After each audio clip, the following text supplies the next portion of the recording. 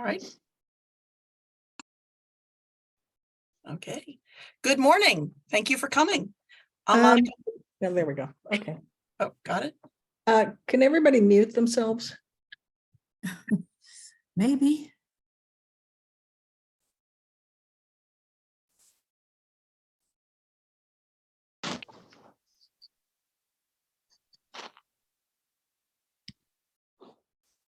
Just let me know.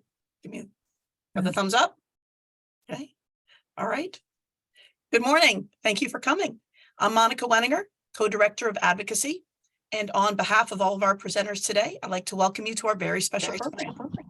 I'm thrilled to see so many members here, new and old. If you have your camera on, can wave or say hi to everyone. It's great to see some familiar faces and a lot of new faces too. That's great. Thank you for taking the time out this Saturday morning. Today, we'll be undertaking one of the most important tasks of the year for our league, planning our program for the coming year. We have a great presentation plan today with a chance for you to break into small groups at the end and interact with your fellow league members. We have a very full agenda today, so we'll do our best to keep things moving so we can honor your time and end no later than 11:30.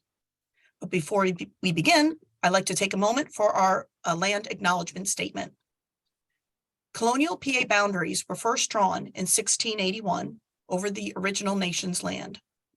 We in Pennsylvania acknowledge the land ownership of original indigenous peoples, honoring the Haudenosaunee Confederacy and naming the great nations here: the Erie, Iroquois, Munsee, Delaware, Shawnee, Ohio Valley, Susquehannock, and Lenape. We honor all original nations of the past and those among us today. Now, our Zoom host today is Barb O'Donnell, and she's going to go over some Zoom housekeeping procedures for today. Take it away, Barb. Thank you, Monica. Good morning, everyone. And for those of you who don't know me, I'm Barbara O'Donnell, co-treasurer of the league. And here are a few Zoom recommendations for you. Use your mouse to hover over the bottom of your screen, and that will bring up a Zoom toolbar. There you will see that you can stop the video so that you can turn off your own picture should you choose. Most important is all the way to the left, you can mute yourself. Please make sure that you are muted except when you are speaking, because we don't want to hear your phone ringing or your dog barking. So thank you. Also, in this toolbar, if you slide over towards the middle, you will see CC, show captions. You can click on that and you'll be able to see closed captioning of all the speeches so you don't miss a word. Right next to that, for most of you on your screens, you'll see a breakout rooms icon. You'll need that later, so just make a note. Thank you so much for joining us today. And oh, one more thing, if you have any questions along the way, please just type them into the chat room and we will do our best to answer them. Thanks for joining us. Enjoy the show. Bye.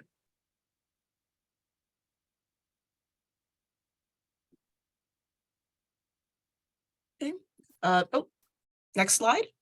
Okay. So program planning, what are we doing today?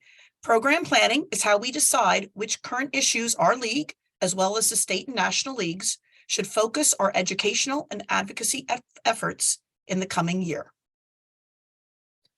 So what exactly do we mean by program? In league lingo, program means selected government issues chosen by members at the local, state, and national levels for study and action. We often use that term in a more generic sense, meaning those monthly presentations that we host. But at the state and national level, program is the overall strategic focus for the league. Okay, next slide. Program focuses on our education and advocacy activities and is just one component of our mission impact work. This doesn't mean that the topics we're discussing today are the only things we're going to do. We will still have our yearly voter services, voter registration, membership activities, fundraising drives, community tabling events, and so on. The issues today will be revolving around education and our advocacy activities. The process that we're going to follow, as you can see in the slide, mirrors the process at the national and state levels. National adopts a program for a 2-year cycle, and it's voted on at their biennial conventions, which meet in even-numbered years. LWVPA adopts their 2-year program at their biennial convention, which meets in odd-numbered years. Here in Bucks County, we adopt our program on a yearly basis at our annual meeting. As you can see, this process has several steps, which is why we're doing this now, even though we officially won't vote on this until our annual meeting in May. The program we are discussing today would be for the 2023-24 year, which officially starts at our annual meeting. Looking at the steps on the slide, we are basically doing step 2 today, discussing and weighing issues. You'll then have a chance to vote and recommend issues for program, so you can see what part of the process we are in. So over the years, National League has taken positions on almost every issue you can imagine, which is relevant at the federal level. Details about all of these positions can be found on the LWVUS website and in their publication Impact on Issues. And here is a copy of the book if you want to order it. If you didn't want the hard copy book, you could also go online and see it there, called Impact on Issues. So what you're looking at here are all the positions that LWVUS has at the national level. On the next slide, you'll see at the state level, Pennsylvania League has positions on more relevant issues at the state and local level. These can be found on the LWVPA website and in their publication, Where We Stand. I could put the link to that website in the chat now, but I believe that in the email you got with the resources, the link to LWVPA website was in there as well. So you should have that link, but I'd also be happy to put it in the chat for you today. Of course, no organization can pay attention to all those issues. That's why focus is so important, and that is what we are aiming to accomplish today. Today, we are proposing that the Bucks County League choose 3 issues of importance on which to focus our time and energy over the coming year. These 3 issues will be selected from this list of 6 topics that you see there, and we will send a poll to all members sometime next week. Once chosen, these 3 issues will be the focus of our educational programs, Speakers Bureau programs, and advocacy efforts. Today, we will present each of 6 recommended issues. And if anyone wishes to advocate for one of these non-recommended issues or any other issue, you'll have an opportunity to do so following the presentations. We'll then break into discussion groups to further explore those issues. You'll have a chance to participate in 3 different breakout groups. If any questions arise during these presentations, you'll have a chance to address them in the breakout rooms. Our goal as we discuss these topics today is to determine whether these issues we want to learn more about in the coming year, to help voters understand them and ultimately influence our legislators to support our positions in the legislature. And as you can see on this slide, these are the factors we want you to keep in mind as you consider each issue. Is this an issue you want to learn more about? Will it generate interest not just in league members, but in Bucks County residents in general? Is it timely and relevant? Does this issue impact underrepresented individuals and communities? Is this an issue in which we, the league, can take the lead? And are there opportunities for actions on this issue? So these are the factors we want you to consider when choosing our 3 issues for our recommended program. So now we are going to provide a summary of each of the recommended issues. We have 6 speakers and they will speak for about 3 minutes on each topic. And again, if questions arise, save them for the breakout groups. So our first speaker will be Marilyn Weinstein, and she is going to talk about the first issue, eliminating the Electoral College. So now I'm going to hand it over to Marilyn. Thank you, Monica. The League of Women Voters believes that we should abolish the Electoral College for 2 reasons. In the first place, it's undemocratic. In just the last 22 years, there have been 2 presidential elections where the winner in the Electoral College did not win the popular vote. We all remember Bush v. Gore in 2000 and Trump v. Clinton in 2016. Secondly, it reduces voter turnout. In majority red or blue states, all the Electoral College votes go to the majority party basically disenfranchising voters from the minority party. So many don't bother to vote. Swing states, including our own Pennsylvania, therefore have more impact on the outcome. So campaigns focus their efforts on this small number of states. As a result, non-battleground states have demonstrably lower turnout. Eliminating the Electoral College requires a federal constitutional amendment. This is very difficult to achieve. An alternative interim solution is the National Popular Vote Interstate Compact. States which join this compact agree that enough states join with a total of 270 electoral votes. All the states in the compact will award all their Electoral College votes to the candidate who wins the national popular vote. So far, 15 states with a total of 195 electoral votes have joined the compact, and Pennsylvania, with 20 votes, is a possible future entry. Next slide.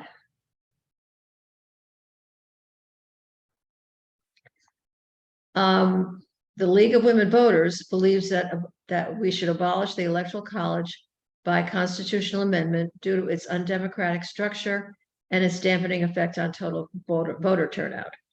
This is definitely a nonpartisan issue, as both Democrats and Republicans are hurt under the current system. LWVUS elevated the abolishment of the Electoral College as a priority issue at the 2022 national election. LWVPA supports Pennsylvania joining the agreement among the states to elect the president by national popular vote. LWPA continues to support the 270 by 2024 campaign in Pennsylvania. Please note that Brett Delente, LWVPA member at large, is hosting a Zoom meeting on Pennsylvania and the Electoral College on February 6th at 7 p.m. You can register for this event on the LWV Bucks County website. Thank you. Thank you, Marilyn. Our next presenter is Sharon Forte. She is our office manager, and she is also the Bucks County liaison for Fair Districts PA. And she is going to present rules reform in Harrisburg. So take it away, Sharon.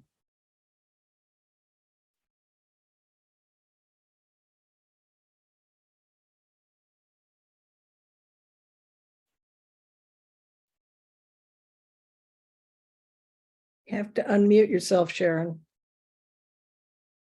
Sorry about that. Okay, as we saw on an earlier slide, we are considering numerous topics. And no matter what your choices are, if there is no rules reform in Harrisburg, your legislators have an extremely uphill battle in making any positive impact with legislation regarding your choices. As you can see, this slide shows you the problem with the current procedural rules in the Pennsylvania legislature. All the legislative power to move bills ends up being in the hands of just a few party leaders, the committee chair and the majority leaders in both the House and Senate, which is a mere 6 legislators total. So out of our 203, our more legislators, the power is all in the hands of these 6. And they use that power to keep the bills locked up in committees and to keep them from getting voted on, even bills that have enormous public support and strong bipartisan support. That is not how democracy should work. Next slide, please. The solution proposed by the League of Women Voters and Fair Districts PA, and by the way, Fair Districts PA is under the umbrella of the League of Women Voters. In fact, they are part of the League of Women Voters. And their solution is clearly stated on this slide. Bills with bipartisan support deserve a vote in committee, on the floor, and if passed in one chamber, a vote in the other chamber. Sounds like a no-brainer, right? But it doesn't happen with the current rules. But this is how democracy should work. Again, no matter the issue, without rules reform, we and the legislators we elect to represent us have next to no power in getting things done. Thank you. Thank you, Sharon.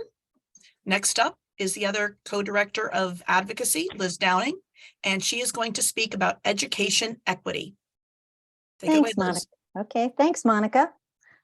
Educational equity is the key to the League of Women Voters' national and state positions on education. This refers to funding, access, and quality of experiences for all students. As a point of reference, the League of Women Voters worked for the passage of Title IX of the Educational Amendments of 1972, which prohibits sex discrimination in educational institutions that receive federal aid. The League has continually fought efforts to challenge or limit Title IX. In 2003, the League responded to a Department of Education effort to scale back Title IX, and they continue to oppose attempts to weaken this law. In 2003, it was affirmed without change. The challenges to Title IX are continuing, and the battlefield has moved to the arena of transgender athletes. This issue is still being debated on the national level. Although it's not directly related to educational reform, the National League added a statement concerning same-gender equality in 1992. This affirms that the League advocates equal rights for same-gender couples as for heterosexual couples. On the state level, the League of Women Voters of Bucks County signed on as a supporter of the Fair School Funding lawsuit, which is an attempt to create a funding formula which helps support underfunded schools. A 4-month trial concluded on March 10th, 2022. We're still waiting for a decision from the Commonwealth Court. This case, if successful, will provide a funding formula which will more fairly distribute tax revenues. This will help to compensate school districts which have been the victims of a tax formula which had lowered their share of tax income for decades. Next slide, please. Here in Bucks County, we have recently been faced with some challenges on the local level. Our local school boards have become influenced by political agendas that are not focused on educational objectives. In cooperation with other organizations, we have begun watching and speaking to some of the issues of concern. Over the last 3 years, several of the boards of education of Bucks County schools have revised policy to restrict library materials, curriculum, and items that can be on display in classrooms. These changes are part of a national agenda which is influencing schools throughout our country. Several members of Bucks County League of Women Voters have begun attending and speaking at these meetings to support students and faculty who feel threatened by these changes. Raising awareness before the May primaries is vital work where the League can play a large role. Informing voters about the candidates and their positions and getting the vote out is the only way we can influence the work of our boards of education. This issue is so pressing that I would like to elevate it to the state level to create a study, which study could result in future policy to protect all boards of education from political extremism. Thank you very much. Thank you, Liz. Thank you very much. Next, our Voter Services Director, Connie Borchevsky, will speak about open primaries. Thank you, Connie. Good morning. Good morning. As we know, we've traditionally seen far fewer voters turning out in the spring primaries than in general elections. This despite the immense importance of primaries in the nomination process. Our mission in League, of course, is all about empowering voters and defending democracy. Democracy equals people power. When primary elections only allow party members to have the power to nominate candidates for the general election and prevent and disenfranchise over 81,000 registered voters here in Bucks County, is this truly democracy? Only 8 other states in the nation hold closed primaries. Only 8 other states hold closed primaries that prohibit their unaffiliated and therefore powerless voters. Polls show that 74% of Pennsylvanians support repealing the closed primaries, including strong majorities of independents, Democrats, and Republicans. In recent state assembly sessions, bills with bipartisan support have been introduced to change to an open primary system, but each measure has failed in Harrisburg. Eligible citizens who do not want to identify in a particular political party, in fairness, should be permitted to have a voice in the selection of the candidates seeking elected office. Notably, for one striking example in Wisconsin, which does hold open primaries, their poll conducted by Marquette University Law School found 37% of voters identified as independent versus 33% of Republicans and 30% of Democrats who chose Democrat. Our closed primaries also have a huge impact on young voters. About 21% of Pennsylvania voters aged 18 to 34 are not registered Democrat or Republican, according to Pennsylvania state data. When we register students at the schools, we increasingly find that very many of them, the students, either want to register as an independent or don't know which party they want to join. So if they choose independent, we always explain the downside, that the only time they can vote in a primary is when one or more questions appear on the ballot. If the entire electorate were permitted to vote in the primaries, it could change the political environment. It would certainly result in far greater numbers of voters and more competitive races, and could result in less of the divisive politics that have led to our current state of dysfunctional government in Harrisburg. Next slide, please. Our state league will focus on lobbying efforts to support open primaries this year. Our closed primaries, which cost upwards of $20 million each spring, are funded with tax dollars from every Pennsylvanian, regardless of their political affiliation, so everyone should be able to vote in them. This is truly an extreme example of taxation without representation, and begs the question, why aren't the parties compelled to pay for their own primaries? The League and other good government organizations have been engaged in lobbying in Harrisburg for this vital issue. The League is one of 11 coalition partners of Ballot PA, a project of the Committee of 70. They're committed to open and free elections in Pennsylvania. The polling data I mentioned earlier is from the Ballot PA project. And so, since we believe that every registered voter should have a voice in their government by creating open and competitive elections, and that closed primaries mean taxation without representation, our Pennsylvania League will focus on advocating for open primaries this year. And the voting public has shown that there is great interest in favor of changing the system when they're asked that question. Our league's work is to plan for educational programs about open primaries this year. It would be an immensely important issue to finally empower all of the unaffiliated voters here in Pennsylvania to vote in the primaries. Thank you for listening. Thank you very much, Connie.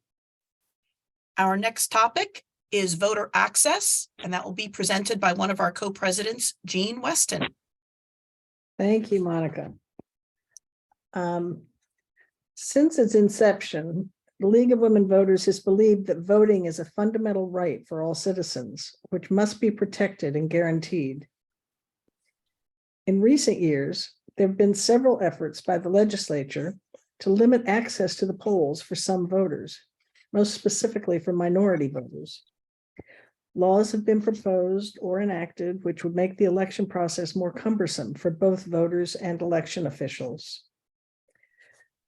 There were two proposed constitutional amendments that were looking like they would be on the ballot in May, but because the House has suspended its session, they probably will not be, but these are typical of things that have been tried to get on the ballot before. One is requiring government issued voter IDs at the polls or proof of these IDs for mail-in ballots. This may not be a problem for most of us, but for people without transportation to the locations where they issue these IDs, or for people who want to vote by mail but don't have a way to make a copy of their ID, this requirement can be a problem and can keep them from voting. The second proposal was to require election audits overseen by the legislature. In fact, very accurate risk limiting audits are already required, and they're conducted by election officials overseen by the Secretary of State. This amendment aims to shift the power away from actual election officials and place it under the authority of the legislature. While these specific issues are now moot, or probably moot, they are examples of a long list of efforts to make the election process more cumbersome. And there's little doubt that other such proposals will come up in the future. Tracking and keeping our members informed and also the public informed of these efforts would be the role of this group if we chose this issue. And there's one other issue that's facing Pennsylvania voters that relates to mail-in ballots, where thousands of votes were rejected in the last election due to the incorrect completion of the back of the mailing envelope. This is another unnecessary requirement which disproportionately affects minority and older voters. Next slide. Right there. Both the state and national leagues have positions which focus on voter access. As I mentioned, this is the very foundation of the work of the league. At all levels, we want to see elections be universally accessible and fair in order to accurately reflect the choices of the entire electorate. Thank you. All right. Thank you very much, Jean. And our last topic is mis and disinformation, and that will be presented by our other co-president, Sandy Kerr. Okay, and I'm just trying to advance my slide and I'm having a little bit of an issue. So hold on. And I'm the slide person. All right, there we go. All right, thank you. Good morning. Mis and disinformation are two Sandy, of the can you most, turn on your image? well, I'm okay, that's fine because let's see. Can you see me? Yes, thank you. Yes. Okay, great. Sorry. I'm because I have my slides up, I can't see my image. Okay. So mis and disinformation are two of the most insidious tools used to undermine our democracy and the value of every person's voice. Misinformation is defined as inadvertently sharing false information without intent to harm. Disinformation is defined as intentionally sharing false information with the intent to harm. None of us are immune to consuming or producing misinformation. All of us are subject to confirmation bias. We believe stories that reinforce our worldview, whether they are true or not, and oftentimes we share and pass on that information without necessarily checking as to its validity and accuracy. Mis and disinformation have eroded the public trust in our democracy and the electoral process. There have been several public opinion surveys and polls conducted within the last year, and they found a decline in the confidence in our election systems. An ABC News Washington Post survey conducted in the days following the January 6th insurrection found that only 20% of Americans feel very confident in the integrity of our process and system. 56% of respondents of a CNN poll taken in early 2022 said they have little or no confidence that the elections represent the will of the people. And 42% of the spring 2022 Harvard Youth Poll participants believe that their vote does not make a difference. The implications of this trend are huge, as decreased confidence in the system decreases civic engagement. And guess what that means? Fewer people voting. See if I can get the slide to go. Doesn't want to. Try it again. Okay, there we go. There is currently no league position on mis and disinformation. In 2021, the League of Women Voters of US launched the Democracy Truth Project, which is one of 4 programs under the Women Power Democracy campaign, and it is aimed at countering mis and disinformation. The effort is centered on education and aims to advance better public understanding of the democratic and electoral process. The Democracy Truth Project will be providing the public with the information and the tools to participate in our democracy and to work to restore trust in the political system. And if we are to choose this issue, and I would argue that whether or not it's chosen as a priority, I think it's incumbent on our league to do whatever we can to do to educate people on the democratic and electoral process with factual information.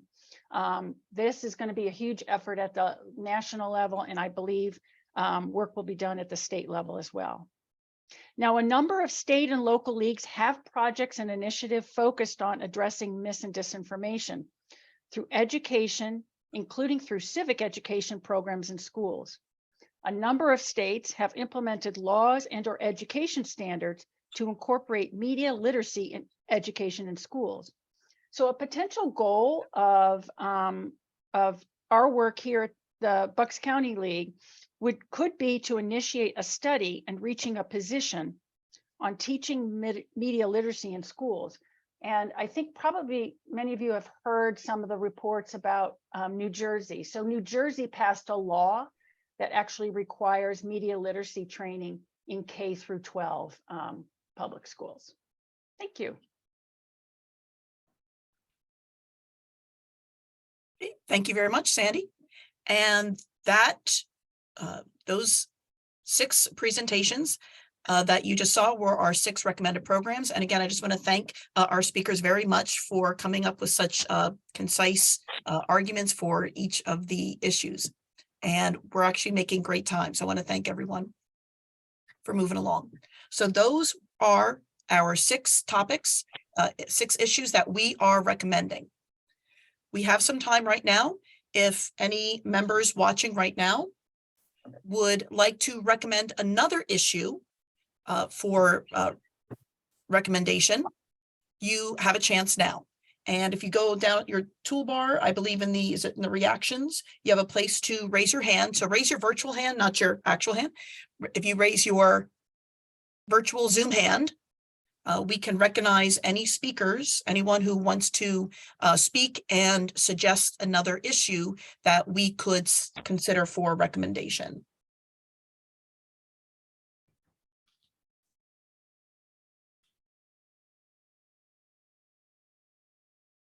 Betsy Bishop, you want to speak up?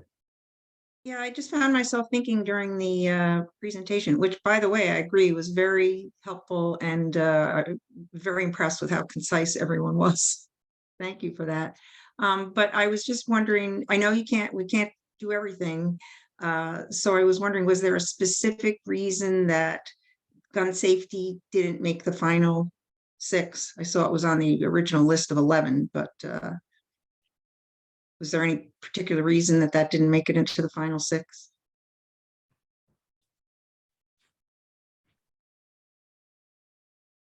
Can I answer that? Can you hear me? Yep, go ahead. Okay. I think one of the thoughts was that there are a lot of very effective organizations that are working on this issue right now, and that any of our members can participate in Ceasefire PA or some of those other organizations that are working on it. And we thought that rather than duplicate their efforts, we would look at other issues, but it's still, possible for anybody to, request that we put that on the list.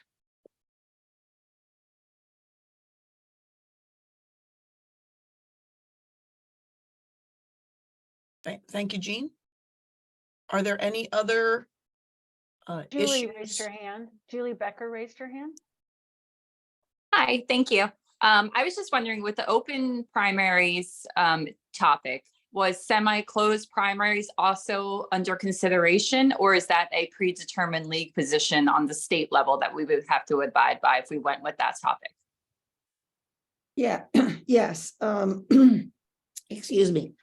The bills that we probably will support, they say, yes, open primaries can be semi-open. And there are descriptions of both of these types of primaries, but basically, I think what we do support is for people to not be able to change the registration from Democrat to Republican in a primary, but they have to vote under the party that they're already in. But unaffiliateds can choose a party that day to choose whichever party they want to vote in. So that's the position that we like to follow at this point.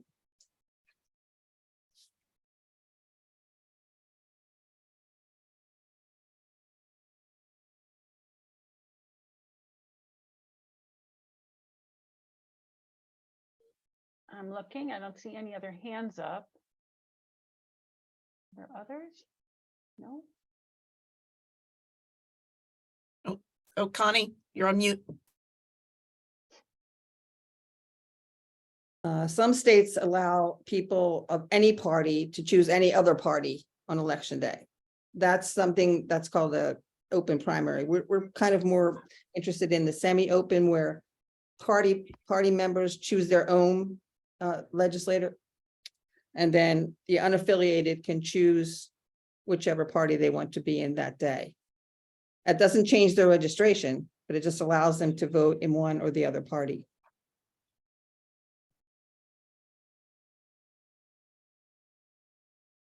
Thank you, Connie. And just checking if anyone else has a hand up or have any other issues for recommendation. Because if not, we can go to the next slide and we can talk about the breakout groups that we're going to do next. Right. Okay, thank you. So for the next portion of our program today, we will now have 3 rounds of breakout groups for 8 minutes each. In these groups, you can speak about why you think this topic should be chosen, whether you would like to learn more about this topic, and if you want to be more involved to help others learn more about it. Please keep in mind that the 3 groups you choose aren't necessarily the 3 that you are voting for. You are free to join any 3 groups that you like. Maybe you want to learn more. There's one you feel strongly about. You might not have to go there because you know. So that's up to you. Whichever 3 you want to go to, that's completely your choice. If you're unsure about a topic, please join that group to find out more. These groups are intended to help you choose your top 3 issues, but please realize that balloting will take place by a Google poll that you are going to receive next Monday. Okay. And I believe, Barb, are you next? You're going to explain how we are going to go into the groups? Oh, that didn't show up right, did it? Okay.